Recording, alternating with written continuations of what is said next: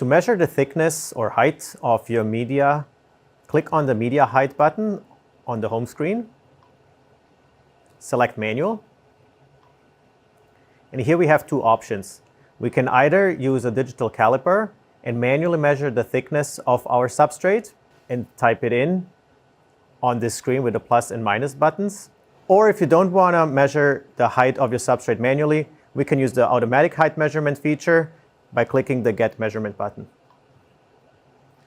Now the printer prompts us to load the media and press the Start button. So let's load our acrylic, place it on the bed. Make sure to turn on the vacuum on the display to hold it securely in place. And close the cover and press the Start button.